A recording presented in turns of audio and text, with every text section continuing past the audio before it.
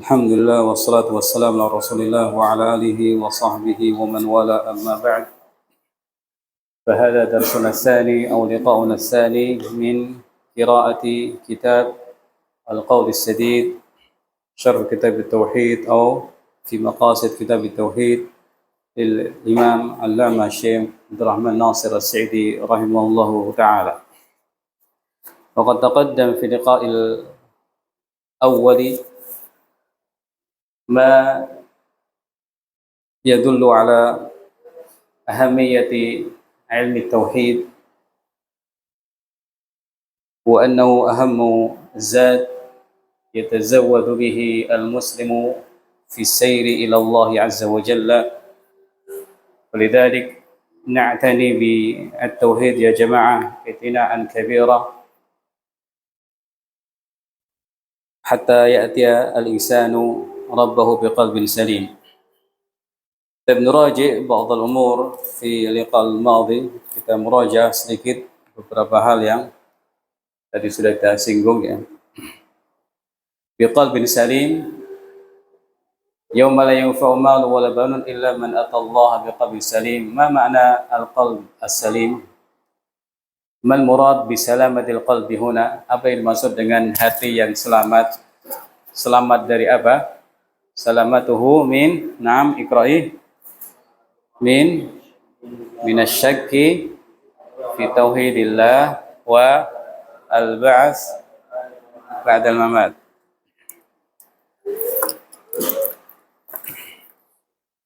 Salamatuhu min الشك في توحيد الله من إفادة هذا سهل.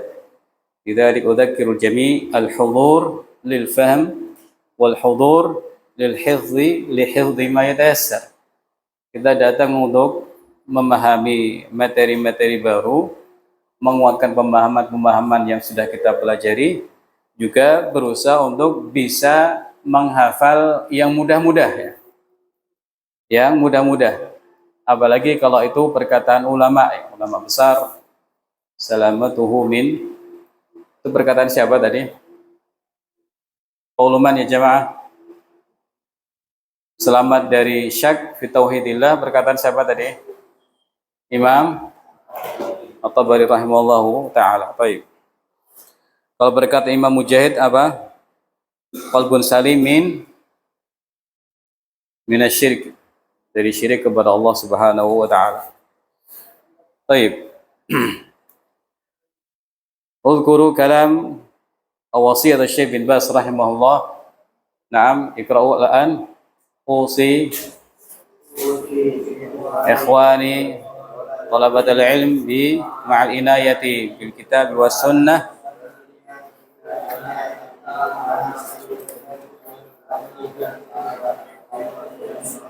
وحفظ ما تيسر منها لأنها الأساس والخلاصة.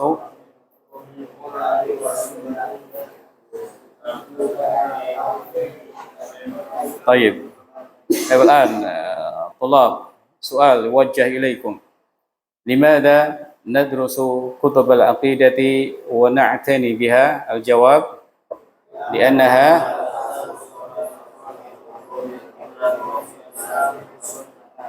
طيب. طالبات يوجه إليكم، لماذا أنتن تدرسن كتب العقيدة؟ السبب لأنها نعم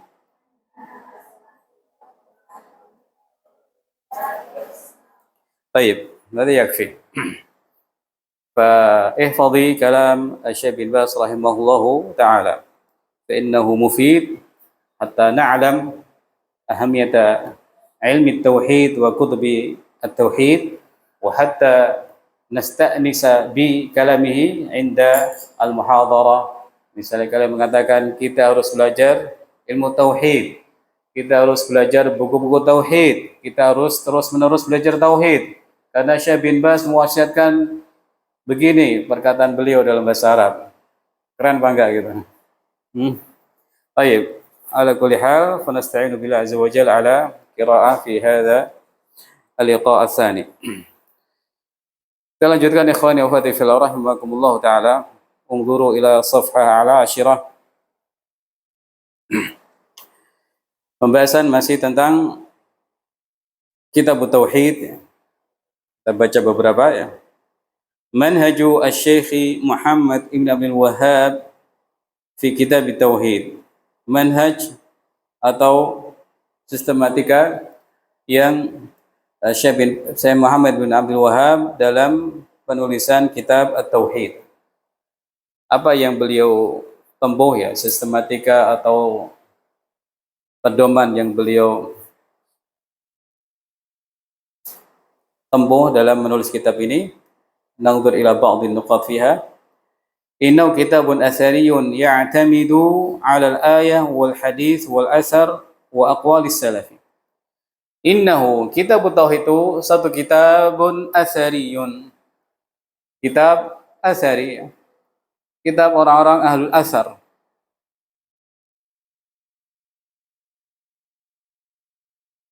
Ya'tamidu yang berlandaskan alal ayah pada ayat wal hadisi dan hadis wal asari dan asar wa aqwalis salaf serta perkataan-perkataan salafus salih.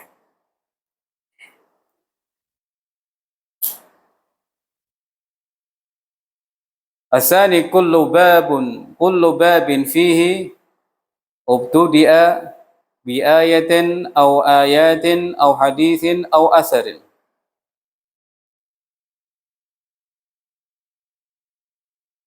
Yang kedua, setiap bab yang ditulis oleh Syekh di dalam kitab dimulai dengan ayat. Bab apa? Kemudian qala Allah. Atau beberapa ayat. Atau dimulai dengan hadis atau dengan asar, ya, perkataan salafus saleh dari kalangan sahabat atau tabi'in atau atba'.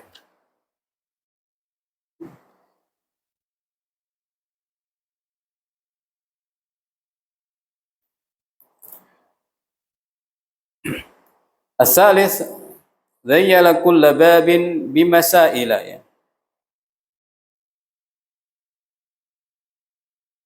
Beliau menulis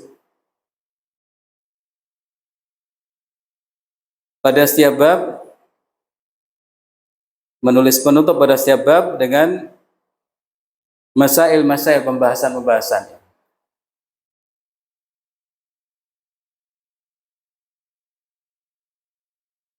Ia fil haqiqati ahkamul bab, masail-masail atau pembahasan-pembahasan yang beliau tulis di setiap akhir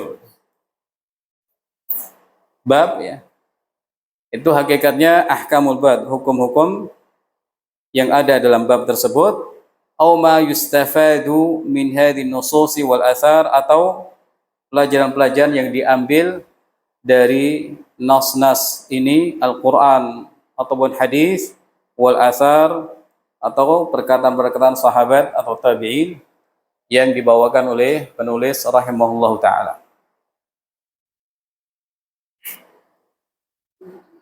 Tercukupkan tiga hal ini, ya, yang sudah memberikan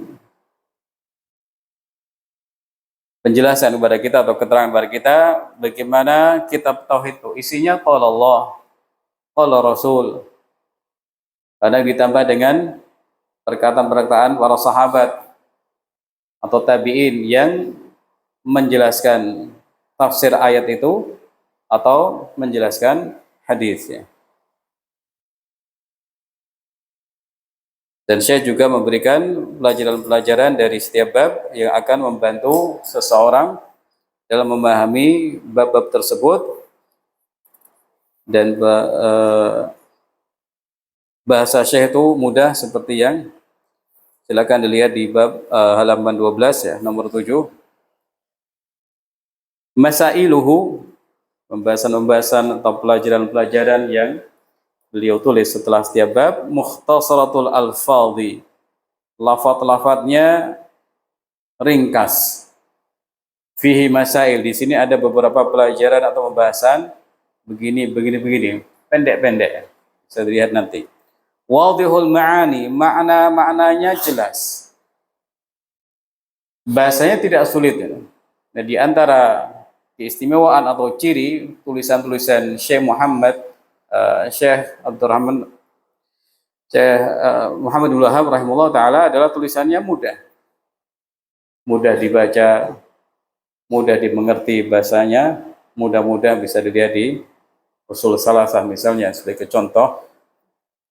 Orang yang sudah belajar bahasa Arab ya akan mudah memahami keterangan-keterangan Syekh Muhammad bin Wahab dalam kitab Ushul Salasah misalnya, termasuk juga dalam kitab At-Tauhid ini. Nomor 11, karena talibatul ilmi dan talibul ilmi harus tahu masalah ini ya. Al-ahaditsu dha'ifah qalilatun, al-ahaditsu dha'ifatu qalilatun. Di kitab At-Tauhid ini dikatakan oleh muhaqqiq bahwa hadis-hadis yang lemah itu sedikit. Wa aktsaruha sahihatun, dan kebanyakan hadis-hadis yang dibawakan oleh penulis Syekh Muhammad Wahab rahimahullah taala itu banyak. Jauh lebih banyak daripada hadis-hadis yang dhaif atau lemah. Kemudian muhaqqiq menyebutkan wa dhaifu fiha laysa muttafaqan ala dha'fihi. Dan hadis dhaif yang ada bukanlah hadis yang kelemahannya disepakati. Bukan yang disepakati kelemahannya. Bukan disepakati kelemahannya. Ada hadis dhaif dibawakan dalam kitab Tauhid. Tapi itu tidak disepakati kelemahannya. Atau kalau menurut Syekh Shalih Al-Utsaimin, secara makna benar didukung oleh Quran dan hadis ya. Ammal ahaditsul mawdu'atu, adapun hadis-hadis palsu. Hadis palsu itu apa? Hadis dusta, bohong atas nama Nabi sallallahu alaihi wasallam, hadis yang dibuat-buat ya. Itu fahu munazzahun anha fala tujadu fi. Kitab itu munazzah, bersih dari hadis-hadis palsu. Fala tujadu, hadis-hadis palsu tidak dijumpai fihi, di dalam kitab At-Tauhid. Kalau ada pertanyaan, hal fi kitab At-Tauhid hadisun dhaif, apa jawabannya? Na'am, walakinnahu qalil wa aktsaruhu sahih. Sedikit, yang lebih banyak adalah hadis sahih. Dan kalaupun hadis dhaif ada di situ, kedhaifan atau kelemahannya tidak disepakati ulama. Ada yang menguatkan, ada yang melemahkan. Misalnya ada yang menyebut hasan li ghairihi, artinya hadis-hadis lemah kalau banyak jalannya itu naik derajatnya menjadi hasan li ghairihi. Kayaknya perlu ada pelajaran mustalah hadis ya. Nah kapan? Baik, ala kulli hal nasallallahu al-aun wal taisir. Jadi tidak disepakati oleh ulama. Tidak ada hadis lemah yang disepakati ulama dalam kitab Tauhid. Adapun hadis maudhu, hal hadisul maudhu mawjud fi kitab Tauhid? Al-jawab la yujad. Tidak ada sedikit pun hadis yang palsu dalam kitab Tauhid.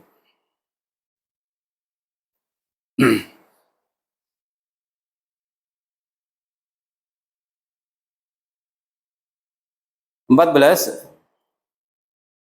aktsaru ahadisihi fil Bukhari wa Muslimin. Kebanyakan hadis-hadis kitab Tauhid di Sahih Bukhari dan Sahih Muslim. Aktsaru ahadisihi fil Bukhari wa Muslimin au ahadihima, atau salah satu dari Bukhari, Sahih Bukhari atau Sahih Muslim. Au baqiyatil kutubis sittah, atau dalam kitab 6 yang lain ya. Seperti Musnad Ahmad, dan sangat jarang sekali beliau mengutip dari kitab-kitab yang lain. Nomor 15, yanqulu al-athara 'anil sahabati wat tabi'ina wa tabi'ihim. Kalau tadi disebutkan kitab tauhid itu isinya apa? Ayat, hadis, terus apa? Asar, ya. Asar itu perkataan salafus saleh. Nah, di sini muhaqqiq menyebutkan bahwa asar-asar, perkataan-perkataan, termasuk juga mungkin perbuatan-perbuatan, itu dinukil dari para sahabat, para murid Nabi SAW, wattabi'in, generasi setelah mereka dan menjadi murid-murid para sahabat, wattabi'ihim, dan generasi selanjutnya. Itu tiga generasi yang dipuji Nabi Muhammad SAW. Mereka itulah as-salafus salih. Wala yakadu yanqulu an siwahum syai'an illa nadir jiddan. Dan hampir-hampir beliau tidak mengutip perkataan selain dari mereka kecuali jarang sekali. Jarang sekali. Kebanyakan perkataan sahabat, tabi'in atau tabi'in. Umumnya seperti itu. Kalaupun ada selain mereka, maka itu sangat jarang. Ayyuhal hudurul kiram rahimakumullah. Nah, supaya seseorang bisa memahami kitab tauhid dengan baik, ya, kita membutuhkan ulama-ulama yang menerangkannya baik secara langsung dalam muhadarah atau melalui kitab-kitab yang mereka tulis dalam rangka mensyarah atau menjelaskan kitab tauhid. Jadi kita ini selalu butuh ulama, ya. Entah keterangan mereka melalui muhadarah atau keterangan mereka melalui kitab-kitab bermanfaat yang mereka tulis dalam menerangkan kitab tauhid. Unzur ila safah 14, ya. Ada beberapa qaimah atau daftar ahamu syuruhi kitab tauhid, Yang pertama Taisirul Azizil Hamid, ya. Yang pertama Taisirul Azizil Hamid, karya cucu Syekh Muhammad Ibn Wahab, yaitu Al-Allama Al-Muhaddits Syekh Sulaiman Abdullah Ibn Muhammad Ibn Wahab. Taisir Aziz Hamid ini yang pertama. Yang kedua, Fathul Majid, ini juga masih ditulis oleh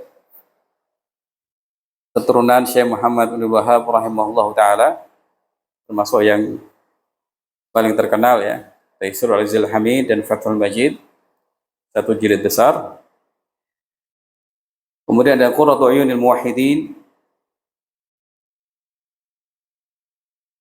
penulisnya adalah penulis Fathul Majid. Yang keempat, Ibtalut Tandid, Syarh Kitab Tauhid Syekh Sa'ad bin Atiq. Nomor 5 ini yang akan kita baca bersama, Al-Qaulus Sadid Syekh Abdul Rahman Sa'di rahimahullahu ta'ala. Bisa dibaca kitab-kitab yang lain. Di antara kitab yang terkenal lainnya adalah Qaul Mufid karya Syekh Utsaimin rahimahullahu ta'ala. Syekh Shalih Al-Utsaimin hafizahullah dalam satu keterangan menyebutkan bahwa kitab Qaulus Sadid ini kitab yang terbaik dalam kitab dasar yang terbaik dalam memahami kitab tauhid, ya. Bagikan pondasi yang kuat, pondasi yang tepat dalam memahami kitab tauhid karya Syekh Muhammad Ibn Abdul Wahab rahimahullahu ta'ala. Kita lanjutkan untuk mengenal sekilas tentang penulis Al-Qaulus Sadid Syekh Abdul Rahman Sa'di rahimahullah di halaman 23. Tarjamatu Asy-Syaikh Abdul Rahman Ibn Sa'di rahimahullahu ta'ala. Tarjamah atau biografi Syekh Abdurrahman Sa'di rahimahullah taala huwa al-alimul jalil. Beliau adalah seorang alim jalil, seorang alim yang besar atau ulama besar ya. Wa da'iyatus syahir, dan seorang pendakwah yang populer, az-zahid yang sangat zuhud terhadap dunia, al-wari' yang memiliki sifat wara'. Wara' itu adalah meninggalkan tarku ma la yanfa'u fil akhirah. Meninggalkan hal-hal yang tidak bermanfaat di akhirat ya. Diterangkan sebagian ulama, sikap wara' itu ya, menghindari yang haram, menghindari yang makruh, juga menghindari banyak-banyak hal-hal yang mubah-mubah, menghindari terlalu banyak dalam melakukan hal yang mubah, dan keempat menghindari yang masih remang-remang atau mustabihat. Syekh Abdurrahman Nasir Ibn Abdullah Ali Sa'di atau Sa'di. Kalau Syekh Shalih Al-Utsaimin menyebut Sa'di berdasarkan keterangan keluarga Syekh Abdurrahman Nasir dan juga pernyataan para murid Syekh As-Sa'di rahimahullah taala. Ulid Syekh Abdurrahman di Madinah Unaizah. Syekh Abdurrahman Nasir As-Sa'di rahimahullah dilahirkan di kota Unaizah, ihda muhafadhati mantiqatil Qasim, salah satu kota provinsi Qasim atau kabupaten atau salah satu kabupaten di provinsi Qasim. Fil yaumi tsani asyara min syahri Muharram min ami sab'atin wa salamiatin wa thalathimiatin wa alfin min al-hijratin nabawiyah. Beliau dilahirkan pada tanggal 12 dari bulan Muharram tahun berapa ini? 1000 berapa? 1300 berapa? 9 buat 7 apa 6? 6? Baik, 7. 1307 Hijriyah.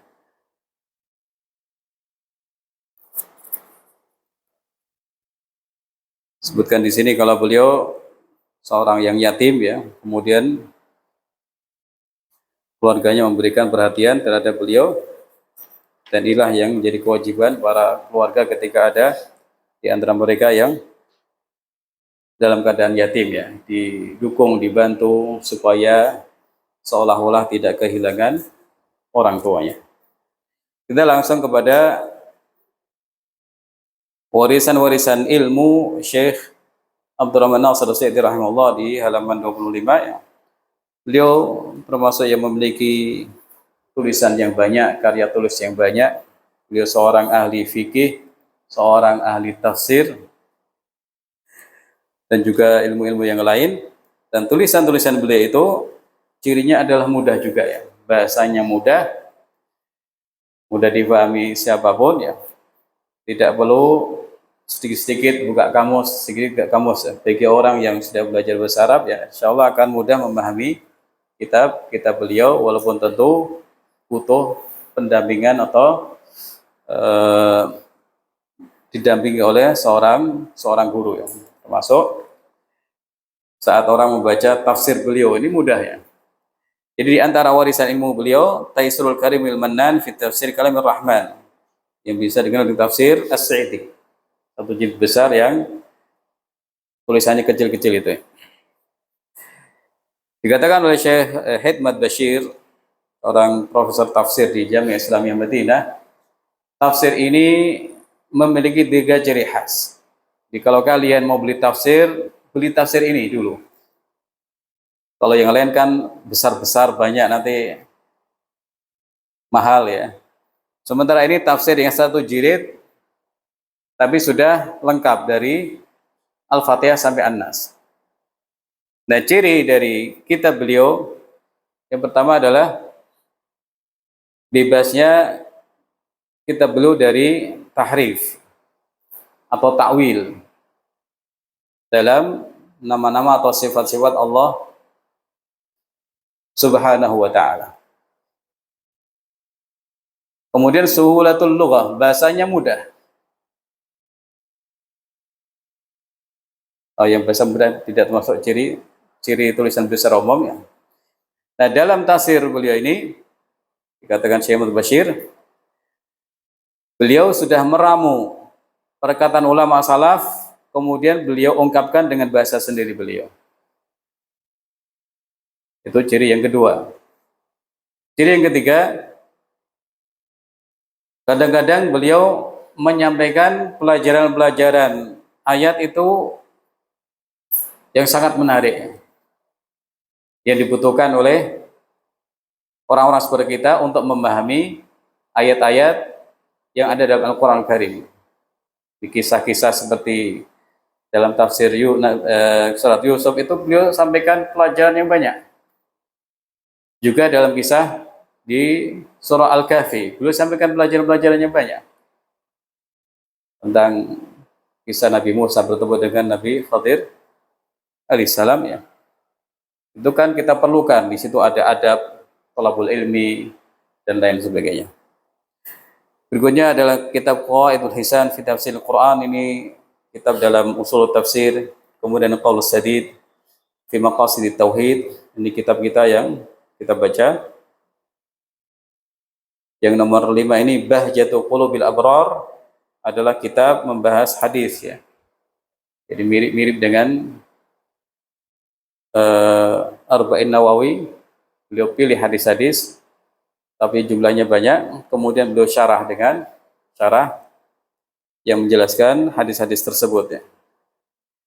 Ini saya kira beberapa kitab yang perlu kita ketahui. Dengan demikian kita sudah mengenal sedikit tentang penulis Syekh Abdurrahman Nasir Sa'di rahimahullah. Beliau wafat tahun 1376 pada hari Selasa tanggal 21 Jumadil Akhirah. Semoga Allah Ta'ala merahmati beliau, semoga kita bisa memahami ilmu beliau dan mendapatkan kebaikan-kebaikan yang banyak dari kitab beliau. Ini yang kita bahas pada sesi kedua, insyaallah. Semoga kita mengenali ya, kitab tauhid yang akan kita pelajari, juga mengenal penulis kitab yang mensyarah kitab tauhid, supaya kita juga tambah bersemangat dalam membaca, karena ini adalah tulisan seorang ulama besar, ahli tafsir, ahli fikih, dan juga ahli yang lain. Semoga Allah Ta'ala berikan kepada kita pemahaman yang lurus, semangat untuk thalabul ilmi, dan semoga Allah Ta'ala berikan kepada kita taufik dalam beramal sampai ajal datang. Wallahu Ta'ala alam. Wassallallahu alaihi Muhammad wa ala alihi wa sahbihi ajma'in. Jazakumullah khairan. Assalamualaikum warahmatullahi wabarakatuh.